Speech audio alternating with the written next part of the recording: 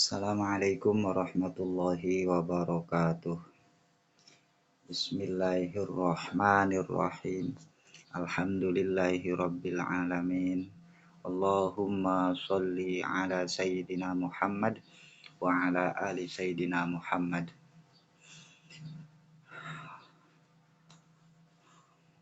Rabbi shrah li sadri wa yassir li amri wahlul 'uqdatam min lisani yafqahu qawli.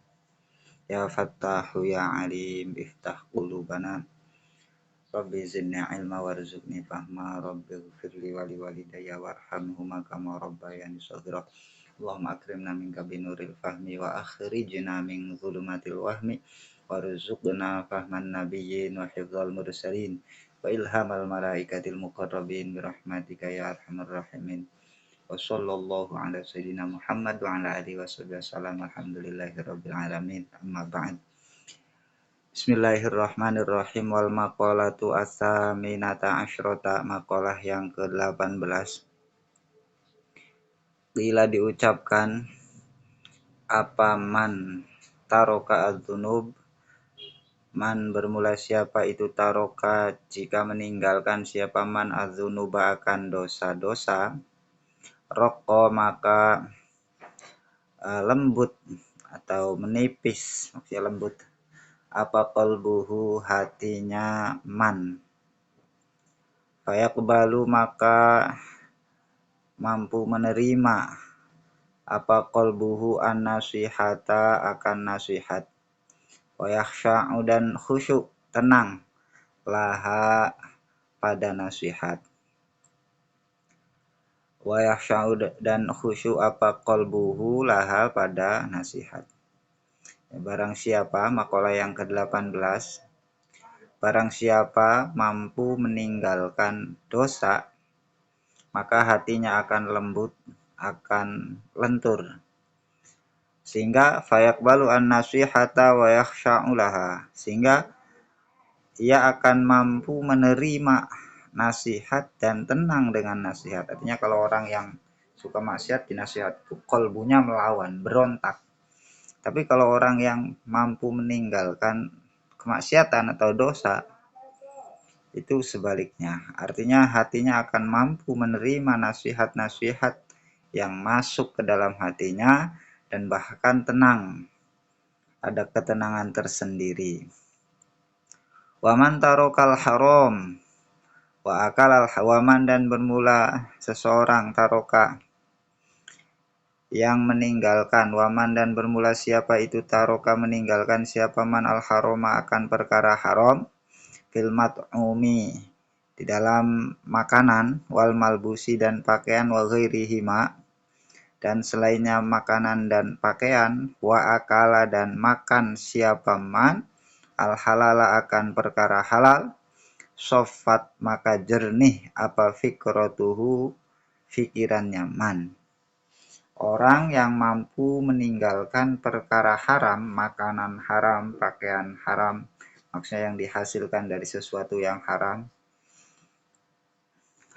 wa akala al halal dan memakan makanan yang halal, baik makanannya itu halal ataupun cara menghasilkannya dengan cara yang halal, maka sofat fikratuhu, maka pikirannya itu akan selalu positif thinking, baik terhadap Allah ataupun terhadap makhluknya.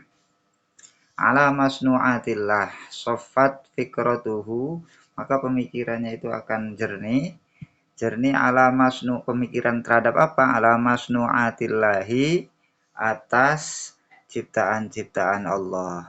Ada lati yang menunjukkan ala ihya'illahi, atas menghidupkannya Allah al-khalqu akan makhluk ba'dal mauti setelah kematian. Wa ala wahdatihi dan atas keesaan Allah Ta'ala, wa qudratihi dan kekuasaan Allah, wa ilmihi dan pengetahuan Allah.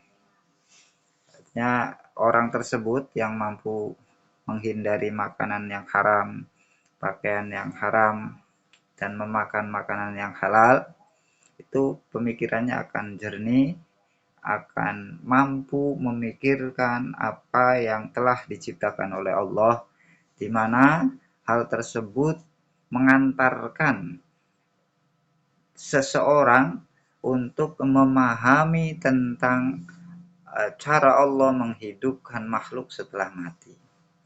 Artinya dia akan semakin mantap dengan adanya nanti hari kebangkitan.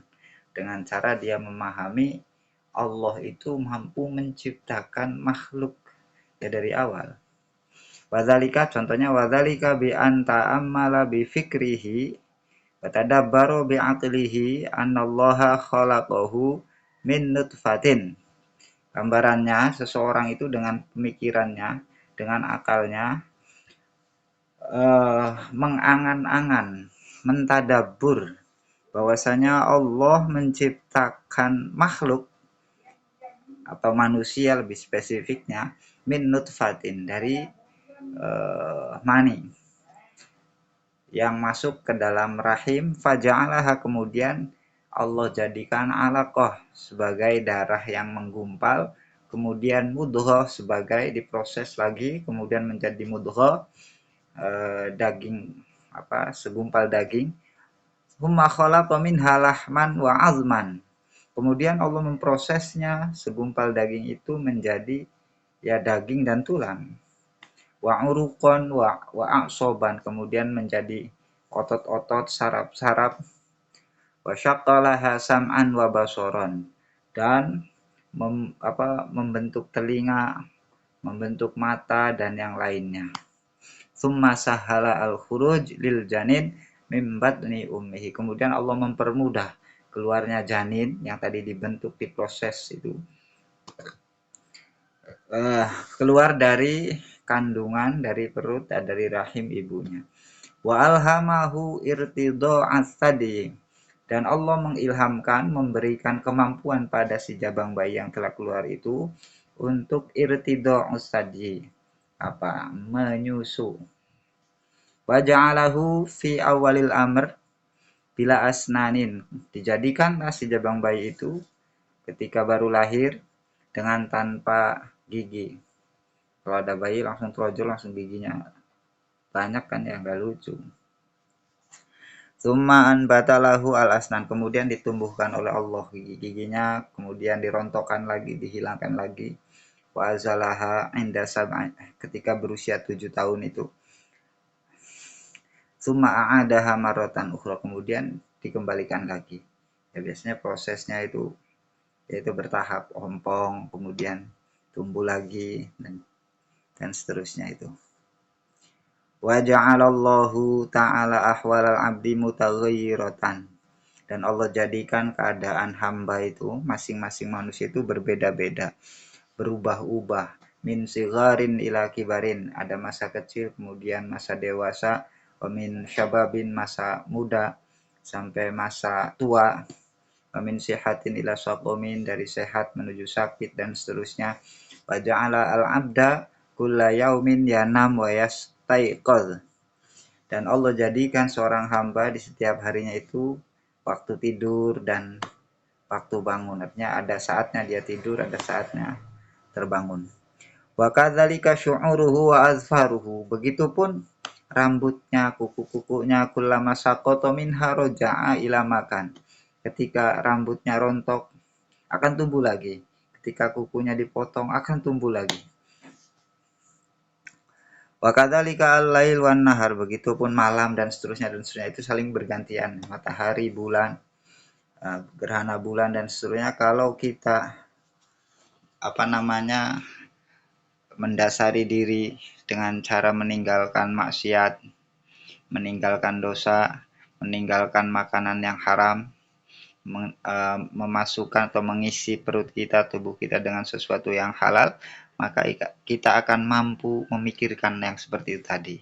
Mampu bertafakur, mentadaburi proses diri manusia dari semenjak di rahim sampai dengan mati kemudian dihidupkan lagi. Sehingga nanti iman kita semakin bertambah, semakin kuat kepada Allah.